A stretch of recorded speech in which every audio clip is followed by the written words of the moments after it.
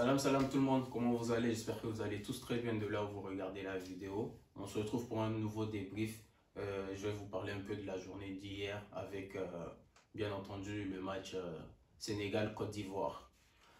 Comme vous le savez tous, le tenant du titre a été éliminé de la compétition face au pays hôte, la Côte d'Ivoire. La Côte d'Ivoire qui, elle, s'est qualifiée dans un contexte un peu compliqué. Ils ont attendu 3 jours après leur dernier match de poule. Ils ont attendu vraiment le dernier match de poule pour savoir s'ils étaient qualifiés et s'ils allaient passer en tant que meilleur troisième.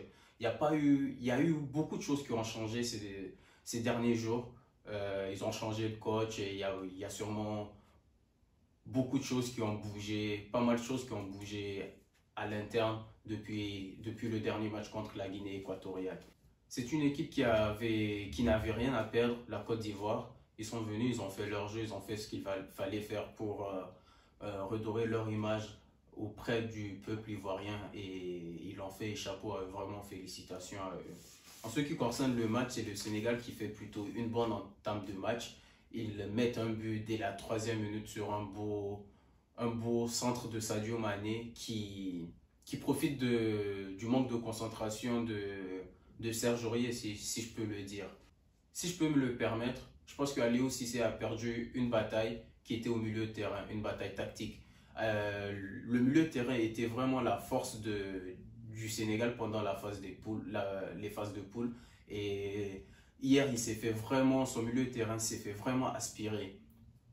La Côte d'Ivoire, avec Jean-Michel Seri, Seko Fofana et Ibrahim Sangaré, avaient vraiment aspiré le milieu de terrain adverse hier. C'est peut-être le choix d'Aliou Cissé de jouer avec deux milieux de terrain qui lui a fait perdre cette bataille. Parce que c'est vrai que Abdou Diallo l'avait placé en tant que sentinelle, mais sur le match, nous avons bien vu que le dispositif tactique était plutôt un rôle d'essuie-glace pour Abdou Diallo qu'il devait avoir pendant tout le match.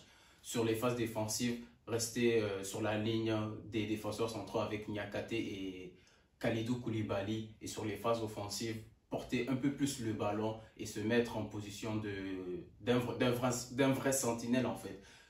D'une vraie sentinelle, pardon, et jouer un peu plus devant la défense. En parlant du milieu de terrain ivoirien, je les ai pas mal pointés du doigt depuis le début de la compétition parce que je ne comprenais pas comment, avec autant de qualité que ces milieux de terrain pouvaient avoir, qu'il y avait toujours un jeu stérile et qu'ils n'arrivaient pas à combiner entre eux et porter le ballon vers plus haut sur le terrain en fait. Mais hier, il y a eu plus de combativité de la part de Seko Fofana, Ibrahim Sangaré et Jean-Michel Seri. Hier, ils ont vraiment géré. Ils ont mis plus d'impact physique et ils arrivaient plus à combiner hier. Hier, Seko Fofana, je me dis qu'il a fait quand même un grand match.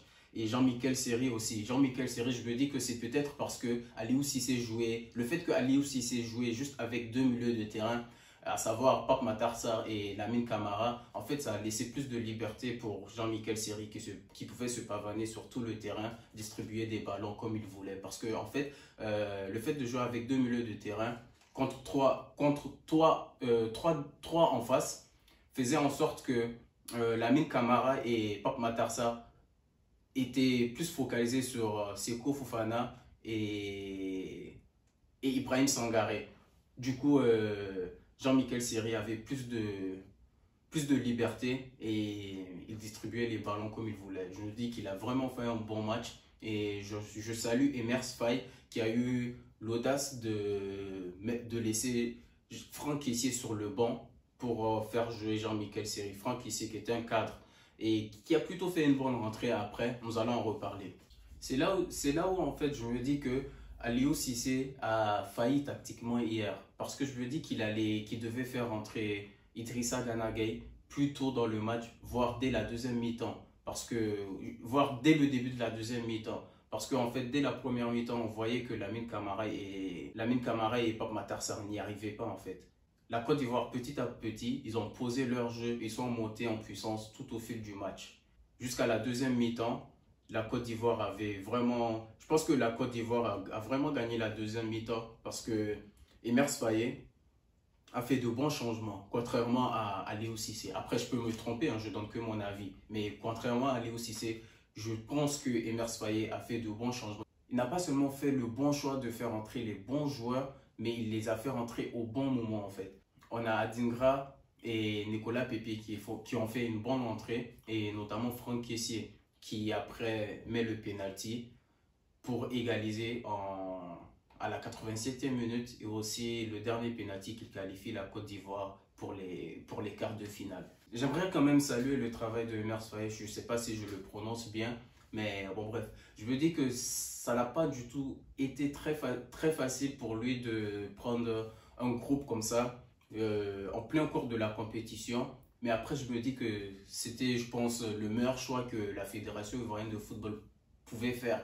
Parce qu'il est là depuis longtemps dans le staff ivoirien et il a travaillé avec, je ne sais plus, 2 ou 3 coachs en tant qu'entraîneur adjoint avec la Côte d'Ivoire. Du coup, je me dis qu'il connaît très bien les joueurs depuis longtemps et que c'était le meilleur choix à faire. Même si je pense que le fait d'avoir contacté Hervé Renard pour qu'il puisse prendre les commandes de la Côte d'Ivoire pour la durée de la CAN, l'a sûrement déstabilisé, ou je sais pas trop, parce que moi je me dis qu'en fait c'est un manque de respect. Je sais pas comment moi je m'aurais senti à sa place, parce que juste après avoir officialisé pour qu'il prenne les rênes de l'équipe ivoirienne de football, il y a eu des rumeurs comme quoi la fédération ivoirienne a contacté la fédération française de football pour qu'ils puissent s'arranger pour un prêt pour Hervé Renard, pour qu'il puisse prendre l'équipe tout au long de la compétition. Je me dis que c'était un manque de respect à son égard, mais là il a montré hier en fait qu'il pouvait être l'homme de la situation et qu'on devait peut-être plus faire confiance aux entraîneurs et aux sélectionneurs qui viennent du pays en fait. Parce que, en tout cas sur ce point, je suis très content pour lui qu'il ait réalisé ce coup, et peut-être que ça va plus inciter les présidents de fédérations africaines à prendre des sélectionneurs locaux. C'est d'ailleurs lui qui a décidé, d'aligner Kousounou pour le match en défense centrale, Kousounou pour moi a fait une très grande performance, et depuis le début de la compétition en fait je ne comprenais pas pourquoi Jean-Louis Gasset l'alignait pas à la place de Willy Boly, mais là il a fait un grand match, et pas contre n'importe quelle nation, contre de grands attaquants comme Ismaïla Sarr, Sadio Mané.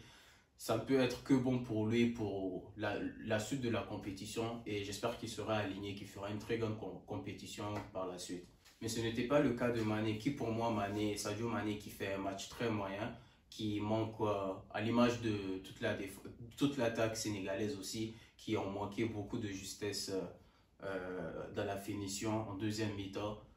Ils auraient pu marquer au moins un but en deuxième mi-temps, mais ils ont raté beaucoup d'occasions, et je me dis que c'est peut-être, on doit se rendre à l'évidence que Sadio Mané n'est peut-être plus le même joueur qu'il y a quelques années en fait, et qu'il prend de l'âge.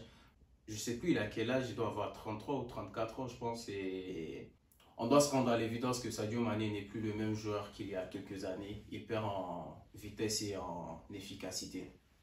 Et en parlant des attaquants sénégalais aussi, je vais parler des entrées de Nicolas Jackson et Iliman Ndiaye, qui pour moi ont fait... Quand j'ai vu Iliman Ndiaye entrer à la deuxième mi-temps à la place d'Ismaïla Sarr, je me disais qu'il allait apporter beaucoup de choses, parce que c'est un joueur très technique, qui dribble beaucoup et qui allait sûrement fatiguer les défenseurs adverses. Mais ça a été le contraire, parce qu'il a vraiment été quadrillé par la défense adverse, et de même pour Nicolas Jackson qui n'a pas pu apporter grand chose pendant le match. Je pense que cette qualification va faire beaucoup de bien à l'équipe ivoirienne, déjà mentalement, parce que là ils étaient déjà venus pour ce match avec une force de caractère assez incroyable, d'après ce que j'ai pu voir hier. Pas que sur le terrain, avec les remplaçants aussi, et même le moment où Seko Fofana a été remplacé, on voyait que du banc de touche il amenait de l'énergie, et qu'il était beaucoup agité, il amenait son énergie en fait. Je pense que ce n'est qu'une bonne chose pour eux, pour la suite de la compétition. Je suis quand même très triste pour les Sénégalais qui depuis ont fait sans faute depuis le début de la compétition, mais ça ne fait que nous rappeler qu'à chaque fois en CAN, c'est toujours les équipes qui font des sans fautes en phase de poule qui se font éliminer toujours en huitième de finale. Tout comme ça a été avec le Nigeria pendant la CAN précédente. qui ont fait un sans faute, si j'ai bonne mémoire, un 9 sur 9 en phase de poule, et après qui se sont fait éliminer face à la Tunisie. La Tunisie qui, par un but de Youssouf Msakni. La Côte d'Ivoire, elle, de son côté, peut toujours croire en leur rêve qui serait de soulever cette coupe chez eux. Mais pour ça, il va falloir se frotter à soit le Mali ou le Burkina. Nous allons voir, c'est un match qui va se jouer aujourd'hui. Nous allons voir qui sera le prochain adversaire de la Côte d'Ivoire. Et oui, vous avez sûrement dû remarquer que je portais un maillot malien. Et oui, c'est une équipe que j'aime beaucoup. Ce sont mes préférés avec le Burkina depuis le début de la compétition. Mais maintenant, je ne sais plus qui supporter en fait. Si j'avais un autre maillot burkinabé, je pense que j'allais les fusionner pour faire pour faire un maillot malien et burkinabé en même temps. Mais là, je vais juste regarder le match. Je vais supporter personne, que le meilleur gagne. Et je voudrais mention spéciale à Abdou Sangari qui m'a offert ce maillot, ce très joli maillot que j'aime d'ailleurs beaucoup, beaucoup. Et merci beaucoup Abdou Sangari pour ce maillot. La famille, c'est tout pour cette vidéo. Il n'y aura pas de débrief ce soir pour le match Mali-Burkina Faso. Mais on se capte très bientôt, Inch'Allah. Allez, portez-vous bien et ciao.